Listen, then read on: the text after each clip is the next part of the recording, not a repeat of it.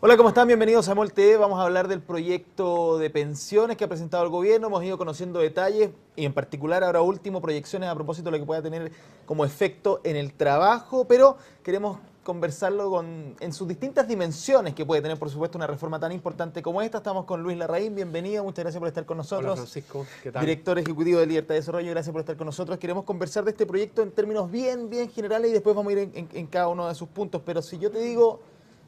proyecto de pensiones del gobierno de Michelle Bachelet, ¿qué es lo primero que se te viene a la cabeza? Lo primero que se me viene a la cabeza es que aquí se tomó una decisión compleja, a mi juicio equivocada, que es financiar las pensiones con un impuesto al trabajo. Porque básicamente lo que hace el ministro de Hacienda con su proyecto es un incremento de 20% en las pensiones actuales, que no es de 20%, a eso hay que aclararlo también, es de 20% para algunos y para otros es menos de 20%. Es un tema que podemos tratar después, pero ¿Ya? lo que hace es que financia eso con un incremento de las cotizaciones previsionales que gradualmente llega hasta 5%. Entonces, a mi juicio, eso es pan para hoy, pero hambre para mañana, porque resuelve el problema puntual político que tiene el gobierno hoy día, que es que la gente considera que las pensiones son muy bajas, pero lo hace a costa de este incremento de 5 puntos en la cotización, que es bastante, es un 50% más de lo que se paga hoy día, de los cuales solamente una parte va a mejorar la pensión del que aporta, ¿no? Y la otra parte va a justamente financiar estas pensiones, digamos, que hoy día son bajas. En el fondo, lo que yo creo que el ministro de Hacienda hizo es que sacó las castañas con la mano del gato. O sea, él tiene un problema, que es que las pensiones son bajas, la gente está reclamando por eso. Entonces, en lugar de usar rentas generales de la nación para financiar esas pensiones, lo hace con las cotizaciones de los trabajadores activos. El problema es que el día de mañana, cuando esos trabajadores activos jubilen, van a echar de menos este mayor ahorro que se destinó a las pensiones actuales y no a las pensiones de ellos. Haberle sacado todo ese provecho, dices tú. Claro, Ahora, y con un costo, que es el que se mencionaba al principio, que es esto que indica el informe de productividad. Desde ahora todos los proyectos de ley van con un informe de productividad. Esto es producto de la comisión que presidió Joe Ramos, digamos, que recomendó esto. Y este informe de productividad da un rango que es bastante amplio, pero es un rango de cómo este mayor 5% de cotización podría afectar el empleo. Y eso llega hasta valores, digamos, de casi 400.000 empleos 390 menos y tantos mil en empleos. la medida que no se haga gradualmente el aumento de este Claro, 5% y el gobierno ha planteado que va a ser así. claro. Primero el próximo año 1. Claro, pero igual tiene un efecto importante. Entonces, eso es lo más discutible para mí del proyecto. Ya, perfecto. Pero ahora, ¿no hay candidato presidencial en este minuto, digámoslo así, que o esté planteando que quiere un cambio completo al sistema o subir el monto de la cotización en manos del empleador? ¿No? A ver, sí, José Antonio Cast, Sebastián Piñera, sí, en general todos el gobierno, candidatos, Guille, Goich, todos los candidatos están hablando de un incremento en la cotización. Ahora, en manos del empleador. es distinto, sí, mira, eso es un poco irrelevante, porque al final, digamos, el No, sueldo, pero el sueldo se ajusta. Sí, pero a lo el que sueldo voy se yo con ajusta. esto O sea, es que ese impuesto que dices tú estaría en todo presente en, sí, en la propuesta cuesta de todos los candidatos. 5% más contratar a un trabajador desde que se apruebe esa reforma. Ahora, la forma de financiarlo sí es distinta, porque en el caso, por ejemplo, de Piñera, que yo conozco más, lo que él plantea es un aumento de 4%, no de 5%, pero ese aumento de 4% va a la cuenta del propio trabajador. Porque aquí el problema que tenemos... Ya, pero el efecto en el empleo sería parecido. es que es distinto. ¿Por Porque, qué? ¿qué es lo que dice la teoría? La teoría dice que el efecto sobre el empleo depende de la percepción de si esto es un impuesto o no es un impuesto. Cuando la gente considera que es un impuesto, el caso más puro de impuesto, cuando nada de eso lo beneficia. Entonces yo estoy obligado a imponer tanta plata y de eso nada va para mí. ¿Ya? Entonces, y el otro extremo es, yo no considero que es un impuesto, sino que es más bien, digamos, un ahorro forzoso, cuando toda la plata que yo pongo va para mí. ¿Te fijas? Entonces los efectos son distintos. Y por eso que esta parte Ahora, para el de financiar el incremento de pensiones con las cotizaciones de los trabajadores activos es discutible. Porque eso, hasta ahora, en el sistema, eso era pega del Ministerio de Hacienda a través del pilar solidario. Lo que pasa es que, esto lo sabemos, hoy día las arcas fiscales no están muy llenas y el ministro tiene problemas y por eso yo digo que está un poco sacando la castaña con la mano del gato. Ahora, hay quienes dicen, y te lo pregunto de esa forma también, que es bueno este sistema que se está planteando en la medida que, ok, si bien pueden compartir que no va a ser todo lo eficiente como tú lo planteas, esto de que finalmente hay una parte que no se vaya a las cuentas individuales, pero el hecho que exista esa parte hace que en años como estos, donde nos ha ido mal con la economía, por las razones que sean, pero donde nos ha ido mal con la economía y donde nos ha ido mal con nuestro principal producto, que es el cobre, ese pilar solidario se ve restringido. Pero es que Entonces, yo- en la medida que existe este otro pedacito, Yo no estoy de acuerdo con eso. Yo no estoy de acuerdo con eso porque, en primer lugar, las razones por las que nos ha ido mal, entre otras, es por este tipo de reformas. Porque una de las razones por las que nos ha ido mal, lo dijeron las clasificadoras de riesgo, las dos clasificadoras de riesgo que ya nos han bajado la calificación internacional, es porque hay escasez de recursos fiscales. ¿Pero por qué hay escasez de recursos fiscales? Porque se crece muy poco. Entonces, cuando el país crece muy poco, el fisco tiene menos dinero. Ya, Y pero esa es una de las razones por pero las en 10 cuales hoy años día más, tenemos este imaginémonos problema. en 10 años más estamos en un problema, hay un gobierno que quiere hacer reforma o no, el cobre no sé qué, estaríamos en la misma, un pilar solidario que no se puede seguir robusteciendo y de ahí viene ese argumento de que por lo tanto Bueno, tener una variable distinta dentro del sistema aporta. Pero aporta a costa del efecto que tiene sobre el empleo. Y ese efecto sobre el empleo también afecta el crecimiento. Entonces, por eso que es pan para hoy, hambre para mañana. A mí no me gusta ese sistema. Y la otra cosa que yo le decía es que aquí se ha dicho que se aumentan las pensiones en un 20%, pero eso no es efectivo. ¿No? Hay letra chica acá. O sea, ¿Cuál es? las pensiones aumentan en un 20% para las personas que tienen pensiones entre 300.000 pesos y 600.000 pesos. ¿Ya? Para las personas de más de 600.000 pesos suben menos de 20% porque está el tope imponible. Eso lo entendemos todos y está bien que sea Es así. razonable, ¿no? Claro. Pero para las personas que están entre 100.000 pesos, que es la pensión, 102.000 pesos, que es la pensión básica solidaria, y los 300.000 pesos más o menos, que es la que llaman P+, que es la pensión desde que el Que tope hasta para donde llega recibir el- el la subsidio colaboración estatal, del claro, pilar el solidario. aporte previsional solidario. Para esas, entre 100 y 300 más o menos, suben menos que 20%, porque es un 20% de la parte autofinanciada de la pensión.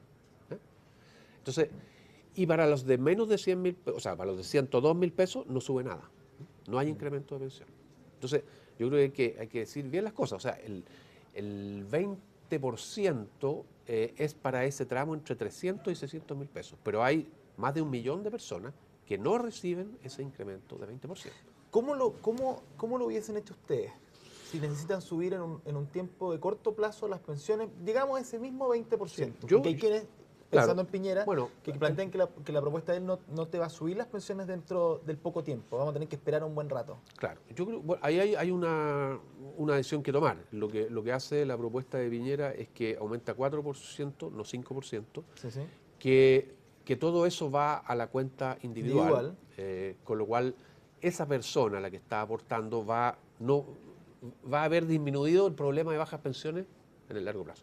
Pero ¿Y qué en es lo el- que hace pero en el- entre medio? en el En el inmediato entremedio, plazo, las pensiones actuales. lo que hace el programa de Piñera es que dice, yo voy a privilegiar los pensionados por la vía de incrementar los aportes fiscales al pilar solidario.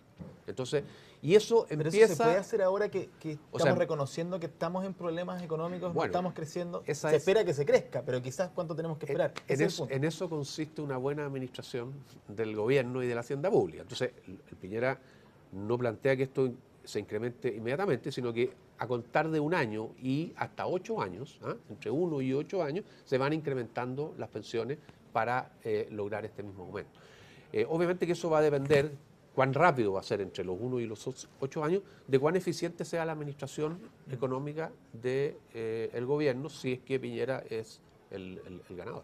Entonces, esa es una forma alternativa de hacerlo. Y la otra cosa que yo habría hecho distinta ¿Sí? es que habría dejado que sean las personas las que definan si es que esto va a este ahorro colectivo administrado por esta comisión o si es que ellos quieren que vaya a una institución privada. O sea, que sean las personas las que decidan, digamos, dónde quieren aportar.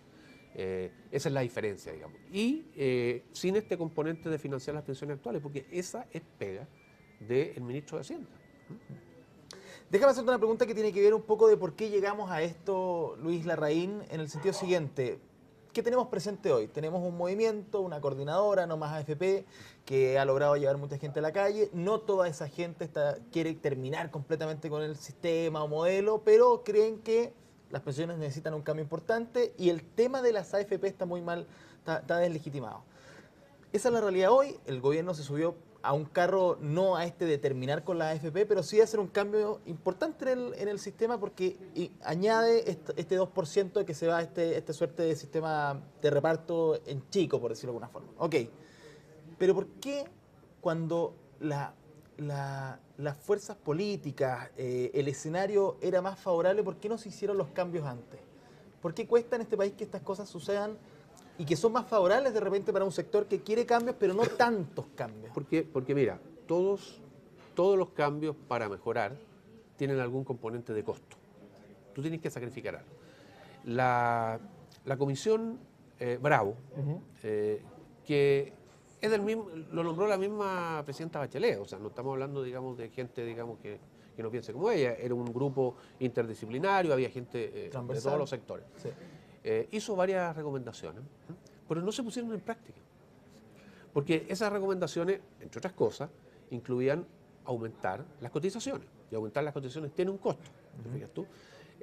También recomendaban, lo que no se está tomando en esta propuesta, se está optando por una manera, por una cuestión distinta que podría ser, que podría funcionar, es aumentar las edades de jubilación. ¿Te fijas tú? Que también tiene un costo. O sea, nadie quiere que la solución para su baja pensión sea, oiga, exprese 10 años más. Claro, 3 o 4 añitos más, 5 años más, y ahí va a tener una mejor pensión. Claro, a nadie le gusta. Pero en la práctica se hace, ¿eh? Esos costos existen. Bueno, eso es lo que se hace en todas partes del mundo hoy día.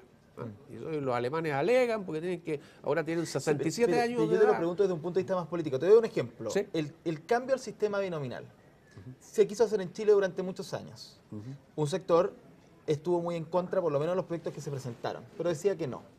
Después el panorama en el Congreso cambió, la nueva mayoría tuvo la cantidad suficiente para sacar de alguna manera el proyecto que quisiera casi, y se terminó reclamando que el nuevo sistema que tenemos ahora para elegir a nuestros parlamentarios es un traje a la medida de la nueva mayoría.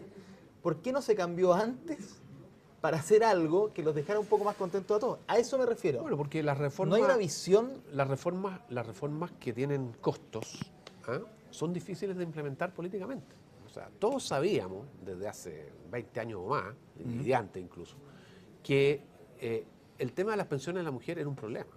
Era un problema que no iba a resistir, porque las mujeres jubilan 5 años antes y viven más, además. O sea, son por los dos efectos. Y el mercado del trabajo es más injusto. Claro. La realidad del trabajo. Entonces, bueno, ahora esa es una de las partes que considero razonables de la reforma, es que es este bono de la mujer, que es una manera de resolver el tema de la mayor longevidad de las mujeres y de la menor edad de jubilar, poniéndole un incentivo. O sea, en el fondo, si la mujer retrasa hasta los 65 años su edad de jubilación, recibe un subsidio del Estado Mayor. Y en cambio, si se queda en los 60, no lo recibe. Y ahí gradualmente lo va recibiendo. Me parece una manera razonable de resolver ese problema. Y es general, no solamente a un sector focalizado, al más vulnerable, Sí. no. Yo creo que ese, por ejemplo, es una buena solución. Pero claro. Solución que se podría haber hecho antes también, Se ¿no? podría haber hecho antes, pero no se hizo, porque, yo repito, Por las los comisiones, costos, claro. Es más, Las mismas la AFP comisión podrían Marcel. haber planteado con más urgencia estos cambios. sí, y el gobierno. Porque tenemos dos ministros, el de Hacienda y el de Izaguirre, Secretaría General de la Presidencia, que han dicho las AFP han hecho bien su pega de rentarle la plata. Bien. Claro. Pero Pero al final el resultado es que las pensiones no han sido buenas, básicamente por problemas que tienen que ver con la demografía. Piensa que los chilenos hoy día viven 10 años más de lo que vivían cuando partió el sistema. Y no se ajustaron los parámetros, no se ajustó la tasa de cotización. Entonces así el sistema no puede dar. no. El aumento de remuneraciones. Fíjate que más o menos, si uno toma toda la vida, las personas cotizan durante 40 años y después están 20 años jubilados. Son 60 años de toda la vida. Entre esos 60 años pasan muchas cosas. Uno, aumenta la longevidad de la gente. Pero lo otro que es muy importante, y que yo creo que está en la base de esta cuestión, es que las remuneraciones de la gente han aumentado en ese periodo. Imagínate en 40 años cuánto aumentan las remuneraciones, ¿no? O sea, un cálculo simple, si se aumentan 7% al año, digamos, eso quiere decir que en 10 años se duplica la remuneración. Entonces, imagínate que tú empiezas a cotizar cuando tu sueldo son 200.000 pesos, pero terminas de cotizar cuando tu sueldo son 500.000 pesos, ¿no? Entonces, tú hiciste gran parte de tus cotizaciones sobre sueldos que eran de 200.000 pesos, 250.000 pesos, 300.000 pesos. Pero ahora cuando vas a jubilar, tienes un sueldo de 500. Sí. Entonces tú quieres que tu pensión se parezca a 500, no a 250. Pero resulta que los aportes los hiciste cuando tenías un sueldo de 250. Claro. Entonces, todos esos son los factores que han hecho de que las pensiones sean percibidas por la población como muy insuficientes. Ahora, yo creo que una lección de esto, desgraciadamente no está en la reforma, yo creo que era una oportunidad para hacerlo. Es que uno debiera tener un consejo totalmente independiente que actualice los parámetros del sistema, ¿no? O que por lo menos que recomiende al gobierno y al Congreso cada cierto tiempo, puede ser 5 años, revisar todos los parámetros del sistema, tasa de cotización, pensión mínima, todos esos parámetros, y haga una recomendación de acuerdo a lo que ha variado el país en ese tiempo. Creo que podría hacerse una reforma en ese sentido. Y para ir cerrando, ¿por dónde debiera ir? Porque el proyecto todavía hay que conocerlo un poquito más, entender las proyecciones que tiene, las regulaciones a las administradoras de fondos de pensiones. ¿Por dónde se le puede dar más competencia al sistema? Porque hay quienes alegan muchísimo contra lo que han significado la rentabilidad que ha tenido como negocio esto, que ha sido altísima, está bien, pero no sé si por restringirla o achicarla va a estar mejor la cosa. El punto es que haya más competencia, que se haga mejor la pega. ¿Cómo se puede hacer? Bueno, yo creo que todas las iniciativas que contribuyen a que haya más competencia son bienvenidas. Parece haber, si uno mira la evolución del sistema desde el principio hasta ahora, parece haber un tema de economías de escala, porque en algún momento hubieron 20 AFP. Sí. Y sin embargo se han ido fusionando, unas compran a las otras, porque parece haber un tema de economías de escala, o sea que conviene desde el punto de vista de administración tener más afiliados porque se reparten, digamos, los costos entre más personas. Y yo creo que, bueno, el proyecto contiene algunas cosas sobre las AFP, yo no me he metido en detalle en eso, hay algunas cosas que le cargan más costos a las AFP, por ejemplo, todo el tema de recaudación de este 5% adicional, pese que va a ir al Consejo de Ahorro Colectivo, las AFP tienen que seguir recaudando la plata y por lo tanto van a tener un costo ahí por el cual no van a recibir una remuneración. Yo creo que ese es un tema que no es permanente, que uno lo puede ir arreglando, pero creo que no está el corazón del problema de las bajas pensiones no está allí. Pero sí se puede ir perfeccionando eso de manera que efectivamente también el costo previsional, la mayor competencia vaya contribuyendo a este objetivo que tenemos todos, que es de tener mejores pensiones. Para cerrar, me voy a alargar un poquito, solamente un minuto. Una pregunta pensando en los próximos 10, 20 años, quizás un poquito más también. Si estamos hablando fuertemente del avance tecnológico, de la robótica, ¿de qué va a pasar con el empleo en Chile a propósito de lo mismo? Si estamos preparando a nuestras generaciones para enfrentar ese mundo laboral que va a ser completamente distinto. ¿Cuántas plazas, cuántos trabajos se van a perder a propósito de estos avances? En fin, no nos estamos adelantando y por lo tanto problemas en pensiones vamos a tener en un tiempo más mucho peores a propósito de toda la gente que quizás no tenga pega. Mira, yo creo que está cambiando el mundo del trabajo. Yo creo que nuestra legislación no está adecuada para eso. Y no te estoy hablando solamente de pensiones, te estoy hablando de la legislación laboral. Por ejemplo, yo creo que hoy día es completamente insensato que tengamos una jornada laboral tan rígida, ¿no?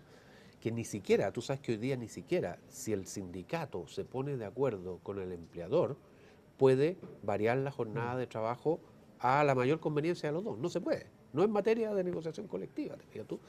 Ese tipo de cosas hay que cambiarlas, porque con todo este tema de los trabajos en la casa, de los trabajos ocasionales, la cantidad de gente que trabaja hoy día como Uber. Hoy día hay más conductores de Uber en Chile que taxistas, ¿no? O sea, ya han superado los 70.000 conductores de Uber, ¿no? Entonces, ¿cuál es el régimen laboral de esa gente? ¿Ves tú? El que ellos quieran. No está previsto. Entonces, yo creo que efectivamente tenemos un problema y uno de los grandes desafíos, ya no estoy hablando de Chile, estoy hablando a nivel mundial, uno de los temas económicos que más se discute es cuál es el efecto de la tecnología, de la robótica. Fíjate que en áreas como la medicina, ¿ah? Hay gran cantidad de cuestiones que hoy día están haciendo robots en otros países y en Chile está empezando, ¿no? Exámenes que te puede hacer un robot, ¿no? Que tú no necesitas una persona. Entonces, vamos a quedarnos sin pega todos, o lo que tenemos que hacer es adecuarnos para hacer otras pegas. Y sin trabajo no hay pensiones, ¿o no? Bueno, obviamente. Ahí está el punto. Ese es el problema. Exactamente. Bueno, Bueno, Luis Larraín, listo, muchísimas gracias por estar con gracias, nosotros. ¿ah? Ustedes sigan conectados aquí, por supuesto, en EMOL TV y también informándose por emol.com. Que estén bien, nos vemos. Chao.